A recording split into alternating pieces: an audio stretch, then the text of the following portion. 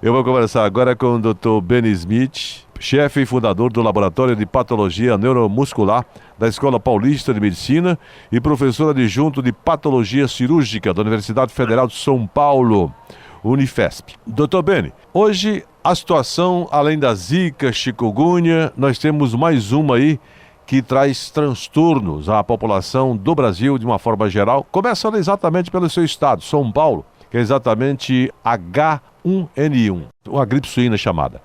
Bom dia. Bom dia, Evandro. Doutor, é preocupante verdadeiramente para que o Ministério da Saúde e as autoridades brasileiras estejam em constante aflito? Olha, é preocupante na mesma proporção que a infecção por Zika, por chikungunya e dengue, e faz parte isso de toda uma conjectura da falta de saneamento básico do nosso país, Evandro. Por quê? Porque o maior reservatório de vírus, influenza no nosso país é no lixo. É dentro das bactérias, dentro de bacilos, como por exemplo a febre tifoide, o cólera, e dentro dessas bactérias que vivem no esgoto e no lixo. Então, da mesma maneira que a gente teve as epidemias de dengue inconcebíveis, a epidemia de chikungunya e de Zika no nosso país, transmitidas pelo Aedes, é inconcebível que o governo não tome uma atitude para fazer uma canalização dos esgotos, ter coleta de lixo e água potável para a população brasileira, né? Essa epidemia agora de H1N1 mostra uma população suscetível, sobremaneira, além disso, além da falta de saneamento básico, o governo também não tem perdão e peca não fornecendo informação para a população.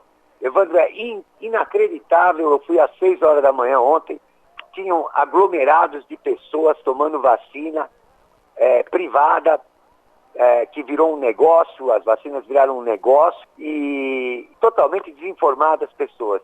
Nesse momento, em relação a H1N1, é proibida a aglomeração de pessoas, proibida. E essa vacina não é obrigatória, em primeiro lugar. Em segundo lugar, ela não protege as pessoas em 100% dos casos, muito menos que 100%. É bom esclarecer isso, doutor Benny, exatamente porque é disseminada de pessoa para pessoa. Agora não tem um mosquitinho, não tem um vetor, não. São as próprias pessoas que passam umas para as outras, é isso? Exatamente. Agora não tem mosquito nenhum. Agora é a pessoa que passa para outra pessoa, ou pela gotícula, ou por respirar próxima e gotícula de ar, né? Ou pelas mãos, porque esse vírus influenza, ele é dermotrópico. Então ele tem predileção pelas mãos. Por isso que tem que limpar as mãos. E a gente volta na entrevista, não sei se foi esse ano passado com vocês, onde eu disse que higiene é sinônimo de saúde e sujeira é sinônimo de doença, né? E o governo tem que tomar essa crítica. Eu não estou político nenhum. Aliás, se eu pudesse, eu colocava todos os políticos brasileiros numa espaçonave e mandava-os para Marte. Eu estou fazendo uma crítica no sentido de melhorar a saúde pública do meu país. Ou o governo toma uma providência e começa a fazer saneamento básico no nosso país, que está sujo, ou no ano que vem vai ser muito pior. Vai ter mais dengue, mais chikungunya, mais Zika, mais HN1. E o HN1, raramente, ele pode ser fatal. Então podemos ter mortes infames de crianças e de idosos.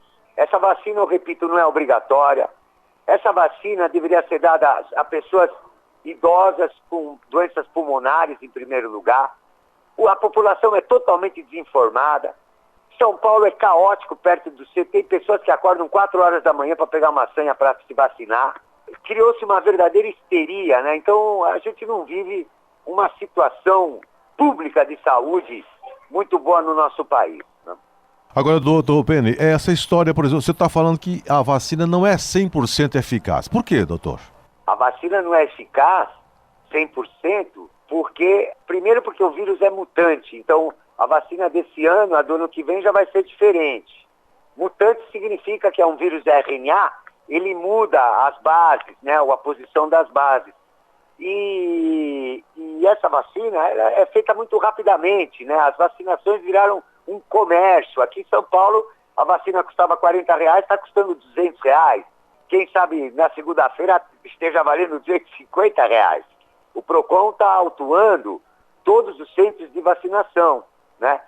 Então, feita muito rapidamente, e, na minha opinião, sem controle de qualidade, e a gente aqui no Brasil não sabe os efeitos colaterais, enquanto que no exterior, por exemplo, na Austrália, a vacina foi proibida por causa do número de mortes pela vacina, é um dado de literatura, pelo número de narcolepsia, né, que a pessoa adormece falando com você, Evandro, por exemplo, pelo número de convulsões, pelo número de meningites.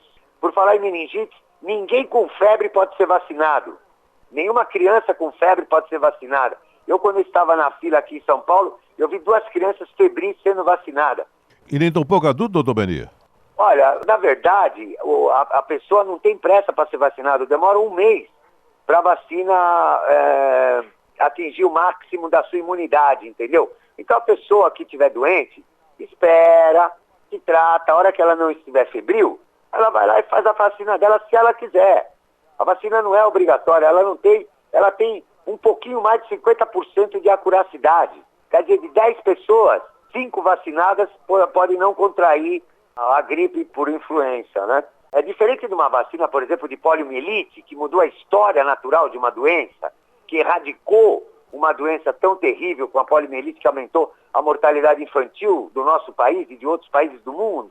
Então, falta informação e tem muito corporativismo médico e pouca informação. Então, o médico dentro do governo não fala mal do outro médico. Então, enquanto o médico não puder falar mal do outro médico, a coisa não vai para frente, entendeu, Evandro? O médico tem que ter o direito de criticar um outro colega. E, além do que, está virando comércio, porque eu vi várias vezes matérias sendo produzidas pelas televisões aí de São Paulo, por exemplo, de que antigamente a clínica estava praticamente em estado pré-falimentar e, de repente, voltou como um vulcão e ganhando muito dinheiro, é isso?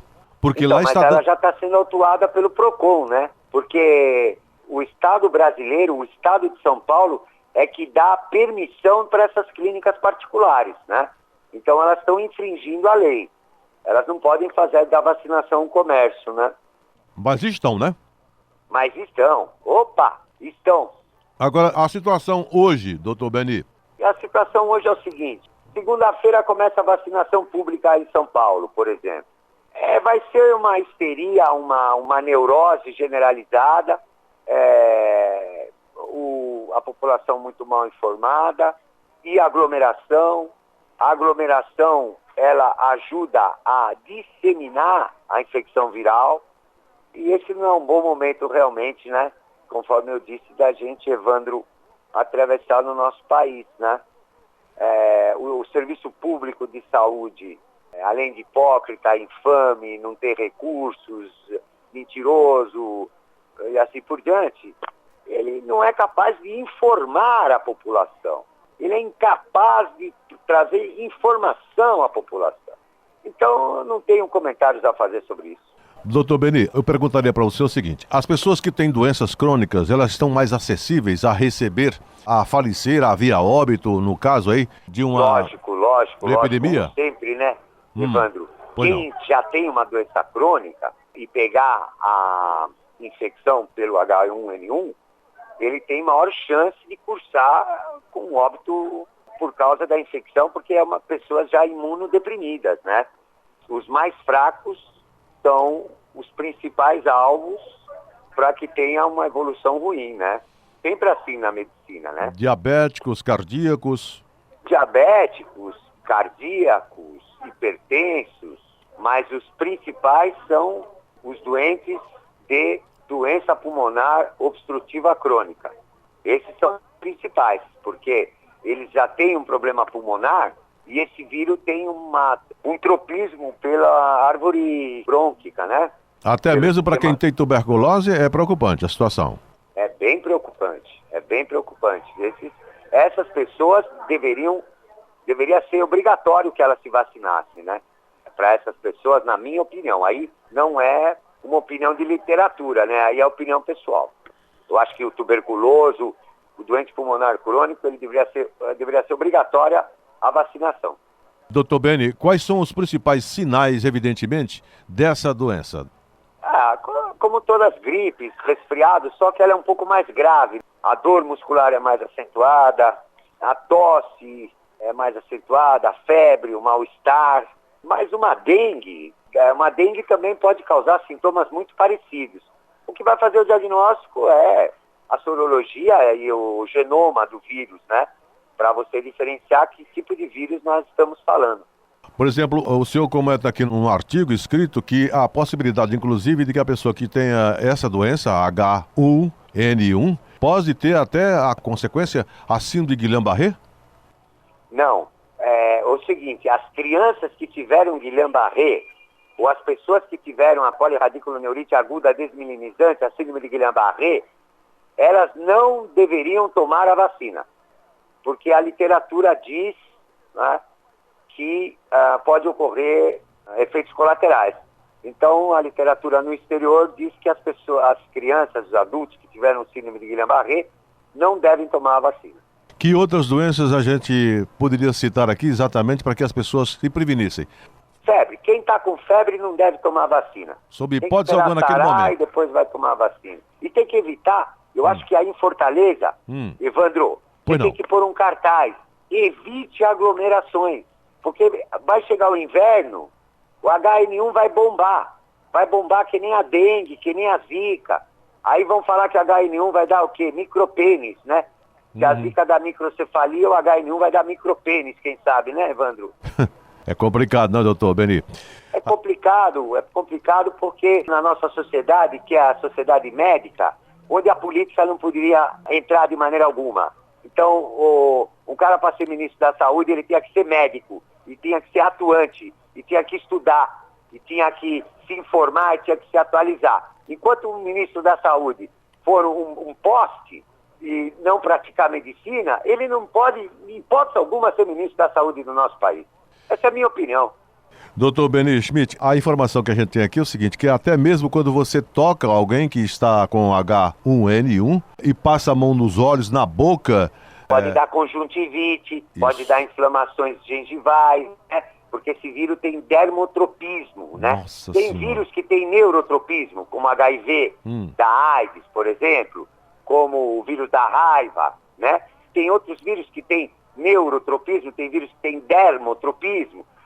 Então, esse é um vírus que tem dermotropismo. Então, lavar as mãos é legal, né? Agora, lavar as mãos, com todo respeito, faz parte da educação de um povo. O povo deveria saber que a gente tem que lavar as mãos antes de comer, não é verdade? Isso. Que a gente tem que lavar as mãos quando a gente acorda, lavar as mãos antes de dormir. Isso é a falta profunda de educação do povo brasileiro. E remédios, doutor, antes que se tome a vacina, remédios que poderiam realmente... Remédio é a melhor coisa que eu vou falar agora, ô Evandro. Pois não. Pode em letras garrafais. O Tamiflu é uma farsa. Tamiflu. Tamiflu. O Tamiflu é uma farsa. Uma farsa da indústria farmacêutica. Uma invenção da indústria farmacêutica, um remédio caríssimo. E ainda fazem dar o Tamiflu nas primeiras 48 horas. Errado. Errado não. O que acontece? Os médicos hoje, atualmente, eles não têm esse senso crítico, né? É porque eu sou velho, né, Evandro? Eu sou velho, mas o Tamiflu não tem ação nenhuma. Tem ação nenhuma. E qual é o medicamento, então, que seria? Não tem medicamento para vírus. Porque os vírus, eles não se sabe se são estruturas vivas ou não. Porque os vírus não têm metabolismo próprio. Os vírus são coisas que a ciência e a razão ainda não entendem perfeitamente. Não se pode dizer que o vírus é um ser vivo, por exemplo, em ciência, né? Porque eles não têm metabolismo próprio. Eles sempre vivem no corpo de outros seres vivos, como plantas, no reino vegetal, vertebrados e, como eu te falei, bactérias e bacilos. Por isso que o maior reservatório de vírus do mundo está no lixo, está na sujeira, onde abundam todas as bactérias, né? Todos os bacilos que são patogênicos para a espécie humana, né? Mas o Tamiflu, que é uma invenção da indústria farmacêutica, não me convence como neuropatologista, como neuromuscular, como especialista em miosites virais, de maneira alguma, né? Se meus netos, meus filhos pegassem uma inflamação pelo HN1, eu não daria Tamiflu para meus filhos. Eu conversei, portanto, com o Dr. Beni Schmidt, que é chefe e fundador do Laboratório de Patologia Neuromuscular da Escola Paulista de Medicina e professor adjunto de Patologia Cirúrgica da Universidade Federal de São Paulo, Unifesp. Só para a gente adornar ainda mais o currículo... Você gostou aí, Evandro? Você gostou? Gostei. Dessa vez eu peguei pesado, hein, Evandro? Doutor... Não, cara, tem que acabar com essa brincadeira, Evandro. Isso Aí é brincadeira, Evandro. E o senhor tem autoridade para dizer isso. É lógico. O senhor também é um dos responsáveis pelo maior acervo de doenças musculares do mundo. Doutor Beni, fique à vontade para que o senhor possa fazer as suas considerações finais. Eu gostaria de deixar uma população, imensa maioria das inflamações virais são benignas. As pessoas saram, não precisam nem procurar os médicos. A gente sara dos resfriados e das gripes, porque existe um ditado na ciência de que a vida conspira para a vida. Então, para as pessoas não ficarem com neuroses, que não haja histeria, por favor, e que evitem as aglomerações. Essa é uma mensagem que eu deixo com muito carinho e amor à população brasileira, patriota que sou. Um abraço, doutor Beni. Até a próxima. Tudo de bom pro senhor. Até a próxima. Evandro, não errei teu nome, hein? É verdade. Parabéns, doutor. Tchau, Um abraço, querido. Tchau, tchau.